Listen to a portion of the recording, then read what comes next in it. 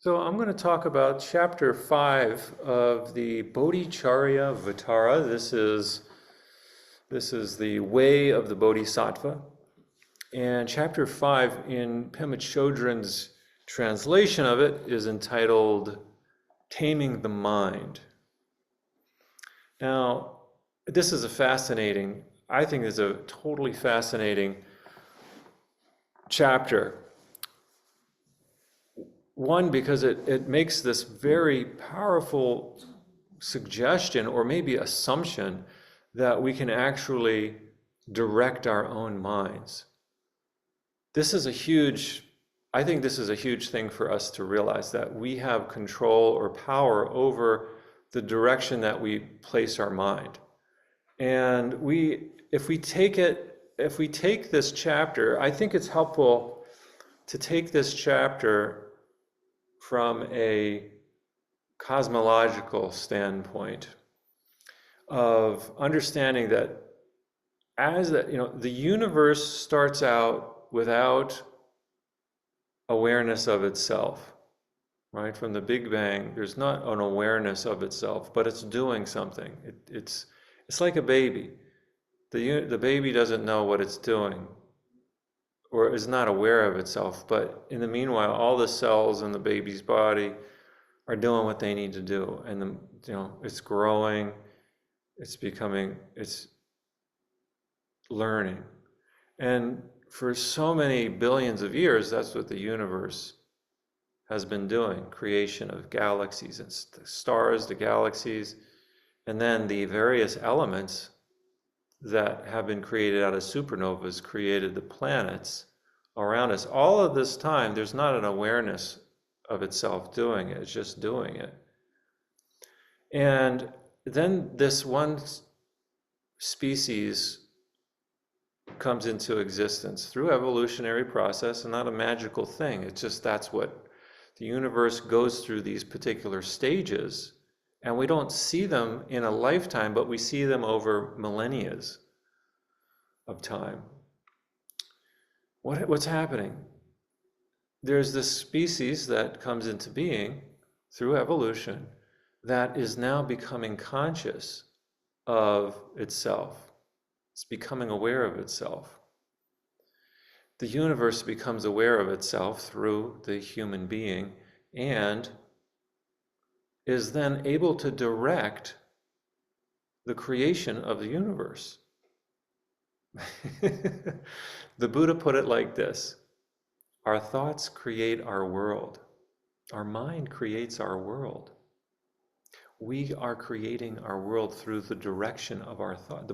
We're creating the world whether we like it or not. We could do it in a conscious way, where we decide consciously, I want to do it this way.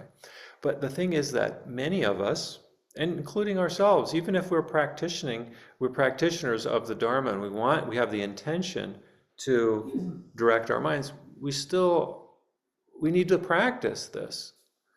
And for those who don't even know about the practice, it doesn't matter what religion you are, but if you don't, or non-religious, it doesn't matter. If you don't know that you have some agency over the world, that's a lot of us. And with that comes a sense of helplessness. So what this Dharma teaching is about taming the mind is the waking up to full consciousness that we are actually creating our world. Whether we like it or not, we're creating the world. And as humans, we have the option to create the world the way that we want to. And that can go in a million different directions. But the Bodhisattva path is one of creating the world in a specific way.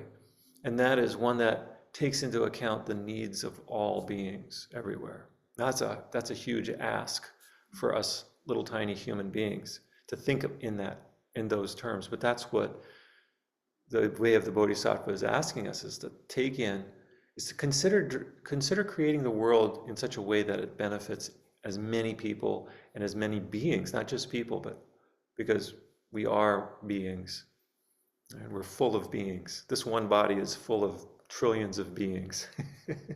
There's no self here. There's trillions of beings working. Take into account as many beings as possible, right?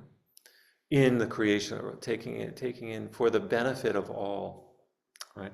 And the verse in this particular chapter that really hones in on this idea of consciousness becoming aware, or the universe becoming aware of itself through the human, and thus being able to direct itself, is this verse. There's two verses. It goes like this: where is there enough leather? Where is there enough leather to cover the whole earth? But if I only have leather on the soles of my feet, it's the same as covering the entire earth. This is the first part of this verse is coming from a place of delusion. Where is there enough leather? That might be a question we ask. We want to, for example, pave all the roads so that they're smooth. It's a worldview that says, if I change the external world, my life is going to be better. This is not suggesting that we don't change the world for the better, but it's saying we don't have to try to change everything externally so that the conditions are just right for me. Rather, put leather on the soles of your feet. In other words, wear a decent pair of shoes, and you can forego trying to cover the entire earth with leather. Yet that's in a sense what we do. We try to change the external world for our convenience rather than looking at how can we adjust our own self. And the second verse, the one that follows this, goes, in the same way, it is impossible to control unruly beings that are as vast as space. It's impossible to control what other people do. But if I only control my mind, what need is there to control others? Right? If I only control my mind. So again, it's pointing to this capacity within the human beings that's very unique to humans to direct our attention where we want it to.